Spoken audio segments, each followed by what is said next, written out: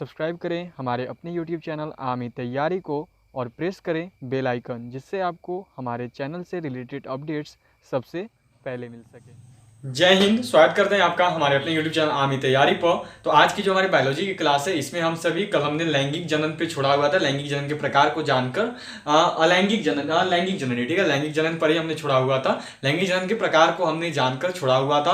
अब उसके प्रकार को और डीपली डील करेंगे। उसके बाद आज जानेंगे हम लोग लाभदायक जीवाणु और हानिकारक जीवाणु के बारे में, कि कौन से जीवाणु जो है लाभदायक है और कौन से जीवाणु जो है वो हानिकारक है। तो चलिए आज की क्लास शुरू करता हूं। आज की क्लास में सबसे पहले देख लो, जो हमने 3 प्रकार जाने थे इसके, और 3 प्रकार कौन कौन से थे। तो वो प्रकार थे आपके, पहला संयुगमन था, दूसरा था आपका जीनवाहन और तीसरा था रूपांतरण। तो ये संयुगमन से ही शुरू कर रहा हूं, ठीक है, संयुगमन से ही शुरू कर रहा हूं। और संयुगमन को बोला क्या जाता है? संयुगमन को बोला जाता है कंजुगेशन, ठीक है, ये बोला जाता है संयुगमन को। ये चीज हम लोग बोलते हैं संयुगमन को, कंजुगेशन, ये चीज बोला जाता है। अब इसके बारे में जो है जान लिया जाए कि इसकी खोज किन्होंने की थी, क्या है इसका फॉर्मूला। फिर जीनवाहन आ गया, फिर रूपांतरण है, और फिर उसके बाद लाभदायक जीवाणु, हानिकारक जीवाणु, इन सभी के बारे में हमें जानने हैं इस टॉपिक में। और फिर उसके बाद जो हमारा यहाँ पे ये कंप्लीट हो जाएगा। फिर एक नील हरित शैवाल होता है, उसके बारे में जान लेंगे और फिर कंप्लीट हो जाएगा हमारा। तो चलिए, इसमें सबसे पहले क्या है? संयुगमन, ठीक है। तो संयुगमन में नोट करोगे कि इस, ठीक है, क्या हो गया? तो संयुगमन में जो आपका इंपॉर्टेंट है वो ये है कि इस विधि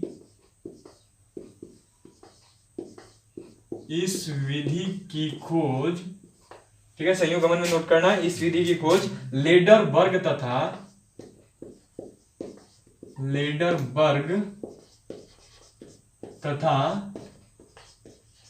टेटम, ठीक है, लेडरबर्ग तथा टेटम ने 1946 ईस्वी में किया था, ठीक है। इस विधि की खोज लेडरबर्ग तथा टेटम ने 1946 ईस्वी में किया था। हो गया हमारा। इस विधि की खोज किन्होंने की थी? तो इस विधि की खोज लेडरबर्ग तथा टेटम ने 1946 ईस्वी में की थी। अब यहां पे जो है आपका कि इस लैंगिक जनन में,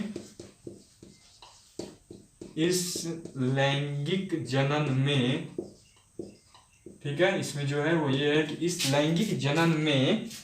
लैंगिक जनन में दो कोशिकाओं का मिलन, दो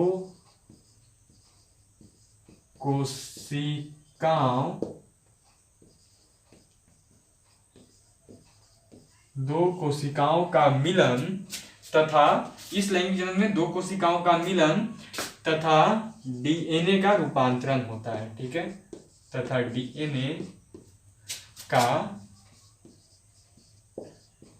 डीएनए का रूपांतरण होता है, ठीक है।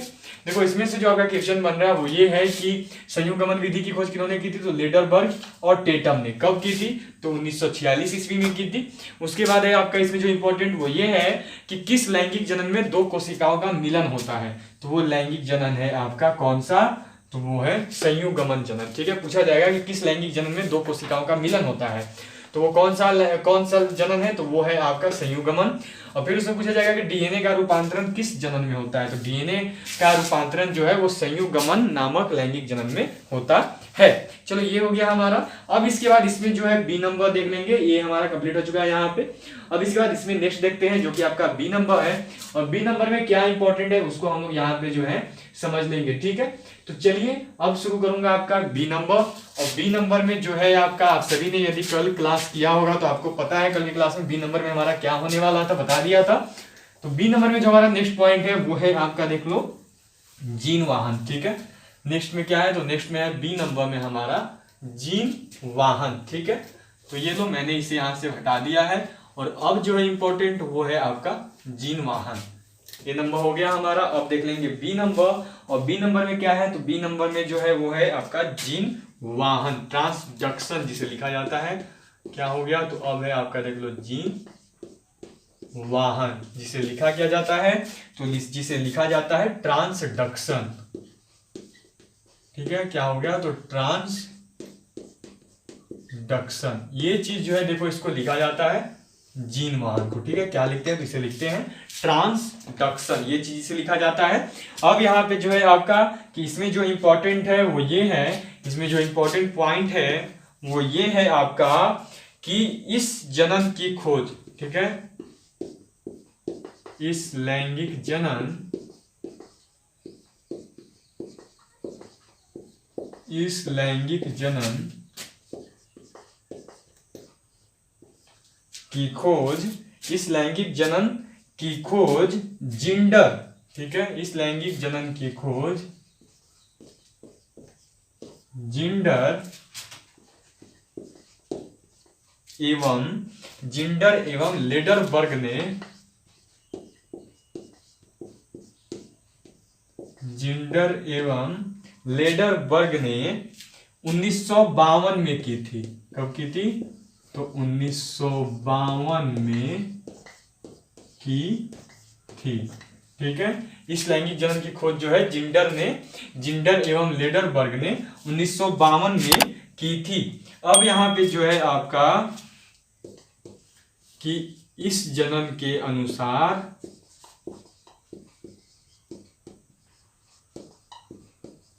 इस जनन के अनुसार, ठीक है, इस जनन के अनुसार जो है आपका एक विषाणु द्वारा एक जीवाणु का डीएनए, एक विषाणु द्वारा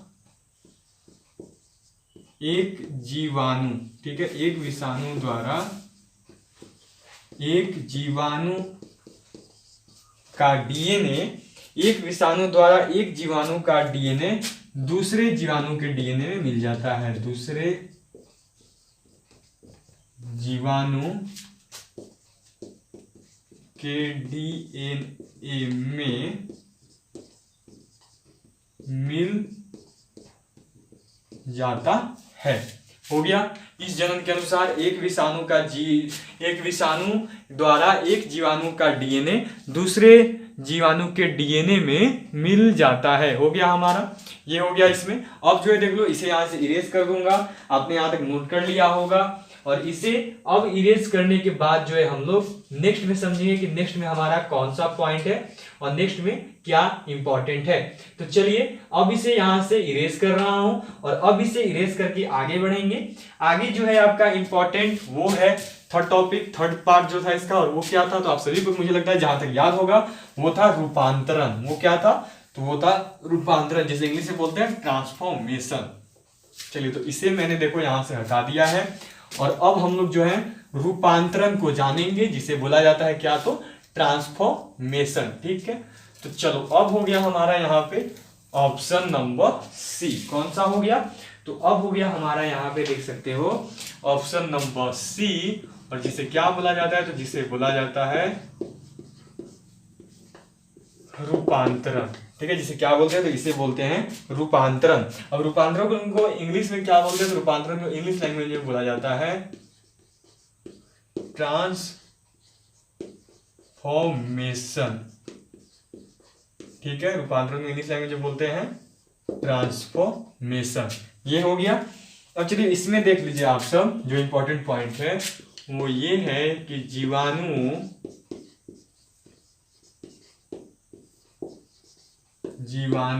में होने वाली, ठीक है, जीवाणुओं में होने वाली लैंगिक जनन की इस विधि की खोज, लैंगिक जनन की इस विधि की खोज, जीवाणुओं में होने वाली लैंगिक जनन की इस विधि की खोज ग्रिफिथ, किन्होंने की थी, तो ग्रिफिथ ने की थी। ठीक है, ग्रिफिथ ने 1928 ईस्वी, ग्रिफिथ ने 1928 ईस्वी में की थी,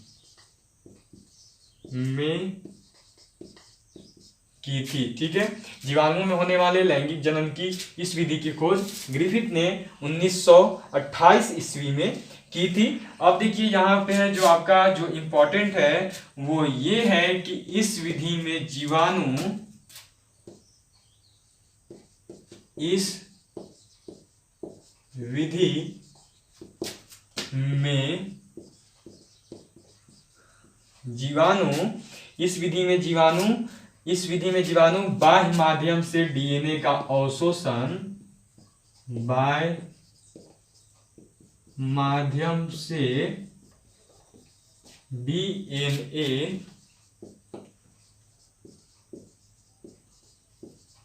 का अवशोषण इस विधि में जीवाणु बाह्य माध्यम से डीएनए का अवशोषण करके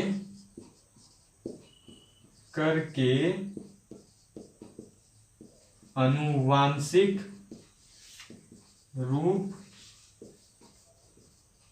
परिवर्तित करता है। ठीक है, ये हो गया आपका कि इस विधि में जीवाणु बाह्य माध्यम से डीएनए का अवशोषण करके आनुवांशिक रूप एकत्रित परिवर्तित करता है। ठीक है, रूपांतरण के बारे में भी हो गया हमारा, रूपांतरण ट्रांसफॉर्मेशन जो इसमें इंपॉर्टेंट था उसको भी हमने जान लिया। और अब जो है आगे आपका जो इंपॉर्टेंट पॉइंट है इसे यहाँ से इरेज करूंगा और अब हम लोग लाभदायक जीवाणु जान लेंगे यूजफुल बैक्टीरियाज के बारे में कि लाभदायक जीवाणु यूजफुल बैक्टीरियाज जो हैं वो कौन से हैं। चलो तो अब जो है यहां से इसे इरेज कर रहा हूं और अब इसे यहां से इरेज करने के बाद लाभदायक जीवाणु यूजफुल बैक्टीरियाज के बारे में हम लोग जो है अब जानेंगे कि लाभदायक जीवाणु यूजफुल बैक्टीरियाज जो है वो कौन से हैं। तो देख सकते हो इसे मैंने यहां से हटा दिया है और अब जो है हम लोग चेक करेंगे यूजफुल जीवाणु जिसे बोला जाता है लाभदायक जीवाणु। चलो तो लिखो यहां पे क्या जानेंगे आप, तो अब जानने वाले हैं हम सब लाभदायक जीवाणु। ठीक है, लाभदायक जीवाणु यूजफुल बैक्टीरिया, यूजफुल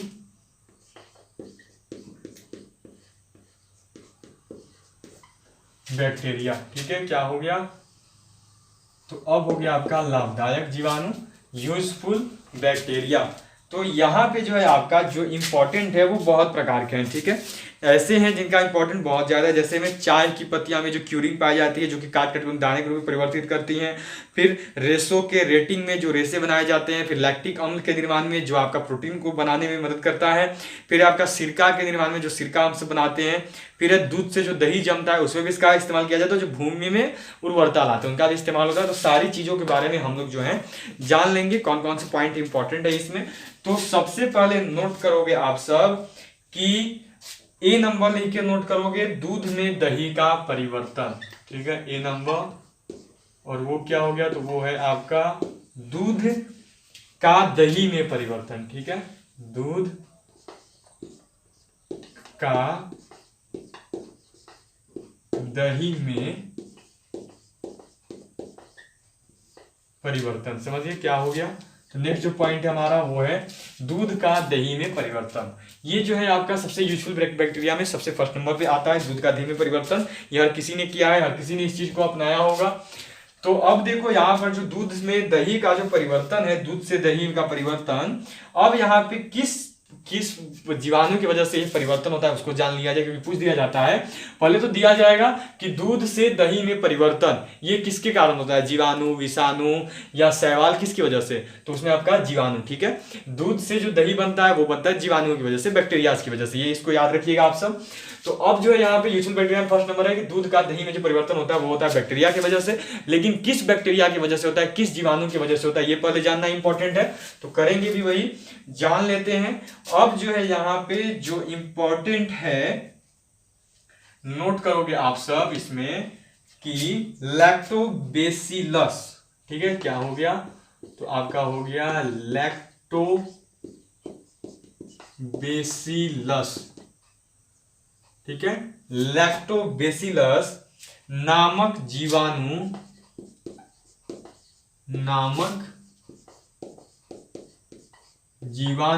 ठीक है, लैक्टोबेसिलस नामक जीवाणु दूध में पाए जाने वाले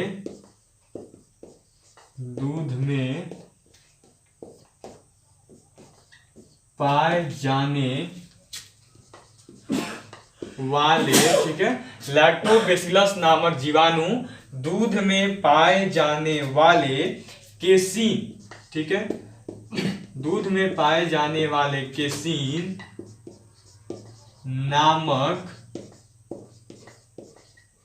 प्रोटीन का, केसीन नामक प्रोटीन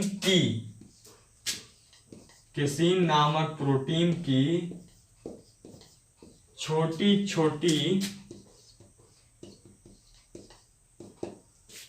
छोटी बूंदों को एकत्रित करके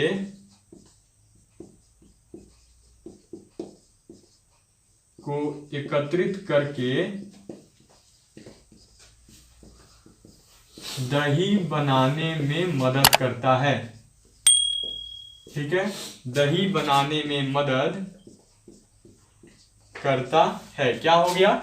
तो जो देखो लैक्टोबैसिलस नामक जो जीवाणु है वो दूध में पाई जाने वाले केसीन नामक प्रोटीन की छोटी छोटी बूंदों को एकत्रित करके दही बनाने में मदद करता है। सबसे पहले तो ये चीज जान लो कि जो आपका दूध का दही में परिवर्तन होता है वो किसकी वजह से होता है? तो जो दूध का दही में परिवर्तन होता है वो होता है जीवाणु की वजह से।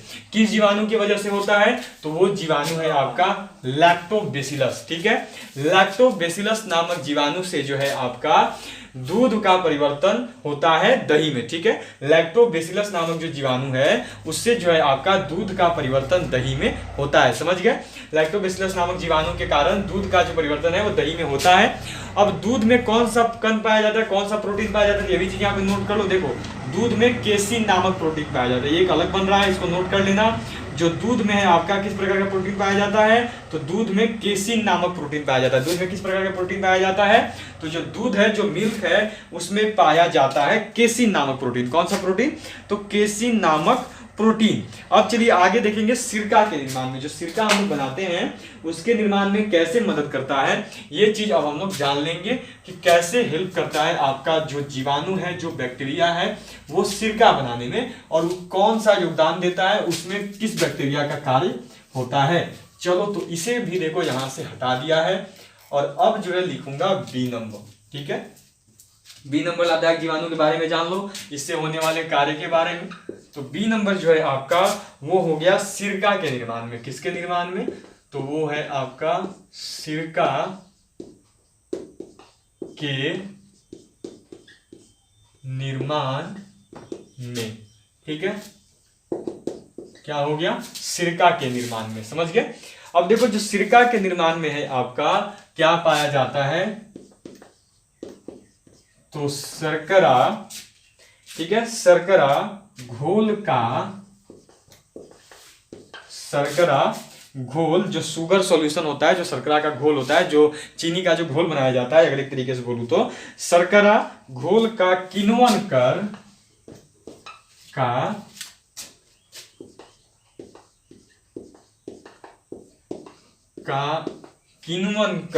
शर्करा घोल का किण्वन कर एसेबैक्टर, ठीक है, एसेटोबैक्टर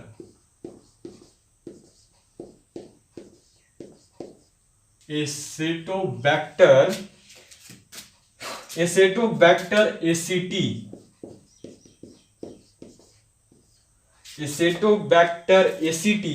ठीक है, एसेटोबैक्टर एसीटी नामक जीवाणु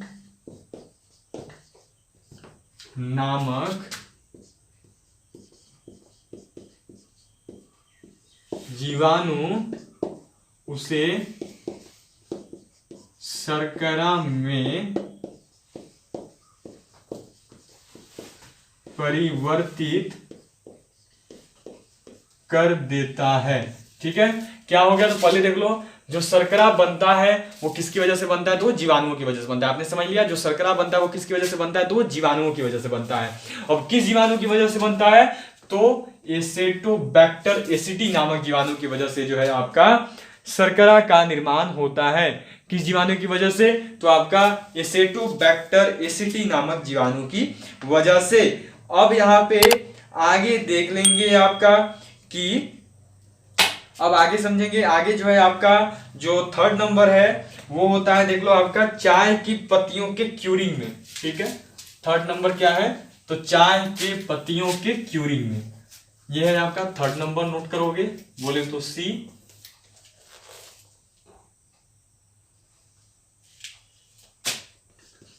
सी नंबर हो गया आपका कि चाय की पत्तियों के क्यूरिंग में।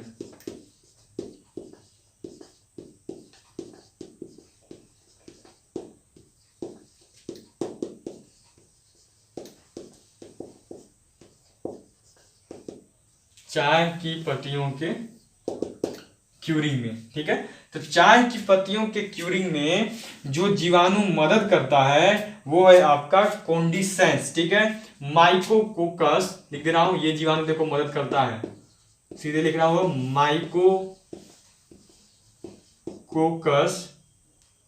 क्या हो गया, तो आपका हो गया माइकोकोकस। ठीक है, क्या है, तो माइकोकोकस कोंडिसेंस। कोंडिसेंस ये जीवाणु जो है आपका मदद करता है चाय के पत्तियों की क्यूरिंग करने में, चाय के पत्तियों को जो है टुकड़े टुकड़े में बांटकर उसको चाय के रूप में परिवर्तित करने में। तो चलो यहां तक हो गया। अब जो है इसे इरेज करूंगा और नेक्स्ट है आपको देख लो, तंबाकू की पत्ती में सुगंध तथा स्वाद लाने में। जो तंबाकू होता है, जैसे में खैनी आप बोल सकते हो, या फिर और भी जो तंबाकू होते हैं उनमें देख दो सुगंध होता है, अलग अलग प्रकार का उनका टेस्ट होता है। तो उसी को किसके द्वारा किया जाता है वो भी देख लो, वो भी जीवाणुओं की मदद से ही होता है। तो अब है आपका देख लो डी नंबर। डी नंबर में क्या है, तंबाकू की पत्ती में सुगंध तथा स्वाद लाने में। तंबाकू की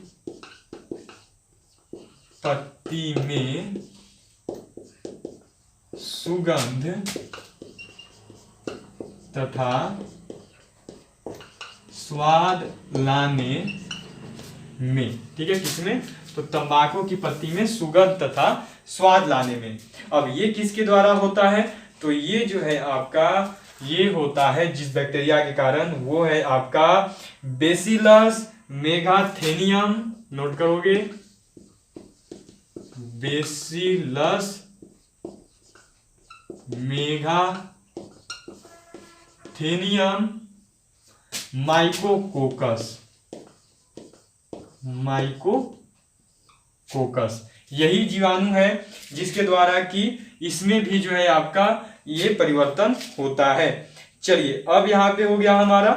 अब इसके बाद जो आपका नेक्स्ट है ये जान लो आप, ये नेक्स्ट हो गया आपका, नेक्स्ट है आपका देख लो ई नंबर। ठीक है, नेक्स्ट क्या है, तो नेक्स्ट है आपका ई नंबर। और ई नंबर में जो है आपका वो है भूमि की उर्वरता बढ़ाने में। ठीक है, जो भूमि होती है, जो खेत होती है, उसकी उर्वरता बढ़ाने में भी जीवाणु मदद करते हैं। और वो कौन सा जीवाणु है उसके बारे में भी जानो, कि पूछा जा सकता है कि भूमि की उर्वरता बढ़ाने में कौन सा जीवाणु मदद करता है। तो वो है आपका देख लो यहाँ पे कौन सा हो गया, ई नंबर। ई नंबर में क्या है, तो भूमि की उर्वरता बढ़ाने में। ठीक है, भूमि की उर्वरता बढ़ाने में। तो भूमि की उर्वरता बढ़ाने में जो जीवाणु मदद करता है उस जीवाणु का नाम है राइजोबियम। ठीक है, उसका नाम क्या है, तो उसका नाम है राइजोबियम। याद रखिएगा इस चीज को, वो क्या है, तो वो है आपका राइजोबियम। चलिए, तो अब जो हमारी देखो ये तक हमने कर लिया है। अब यहाँ पे हमारा बचा हुआ है रेशो की रेटिंग में लैक्टिक अम्ल, फिर और भी कुछ एक दो इंपॉर्टेंट है। तो चलिए अब जो है इनको हम लोग कल जानेंगे अपनी कल की क्लास में। आज की क्लास में यहीं तक रखते हैं। उसके बाद जो हमारी कल की क्लास आएगी उसमें बस 3 से 4 और इंपॉर्टेंट पॉइंट है जो कि लाभदायक जीवाणु यूजफुल बैक्टीरियाज में से पूछे जाते हैं इंटरनल रिटन टेस्ट में। फिर उसके बाद हम लोग जानेंगे नॉन यूजफुल बैक्टीरिया जो हानिकारक होते हैं, हार्मफुल बैक्टीरियाज उनके बारे में जानेंगे, हानिकारक जीवाणु के बारे में। और फिर उसके बाद हमारा जो है कंप्लीट ही हो जाएगा। बस एक थोड़ा सा नील हरित शैवाल उसके बारे में भी जान लेंगे, ब्लू गैरन एल्गी जिसे बोला जाता है उसके बारे में जान लेंगे, और वहां पे फिर हमारा कंप्लीट हो जाएगा। मतलब कि अब इस पे बस 2 दिन और क्लास आने वाला है जीवाणु वाले सेक्शन पे। उसके बाद हमारा विषाणु जीवाणु हमने सारे चीज को कवर अप कर लिया है, कर लेना है। तो बस 2 दिन और क्लास आएगी इस पे। तो अभी के लिए इतना ही, फिर मिलूंगा आपसे। तो फिर कल सुबह मिलूंगा, सुबह में 8 बजे फिजिक्स तो लेकर आ ही रहा हूँ, आप सभी को पता है टाइमिंग। तो फिर मिलूंगा आपसे यदि आप अपनी ट्रेड की बेस्ट बुक चाहते हो, यदि आप किसी भी ट्रेड से आप उस ट्रेड की बेस्ट बुक्स चाहते हो जो कि बेस्ट बुक है आपके ट्रेड की, तो इसी वीडियो के डिस्क्रिप्शन बॉक्स में मैंने बेस्ट बुक्स की लिंक दे रखी है। जाइए उन लिंक्स पर क्लिक करके एक बार उन बुक्स को जरूर खरीद लीजिए। उन बुक्स को पढ़ने के बाद मैं आपको इतना जरूर बोलूंगा कि आप बेहद ही आप में चेंजमेंट आने वाली है, इंप्रूवमेंट आप में होने वाली है। अगर इंडियन आर्मी के रिटन टेस्ट देने जा रहे हो, बेस्ट स्कोर करना चाहते हो, तो उन बुक्स को एक बार जरूर चेक कर लेना। तो चलिए अभी के लिए इतना ही, फिर मिलूंगा आपसे, तब तक के लिए गुड नाइट एंड जय हिंद जय भारत।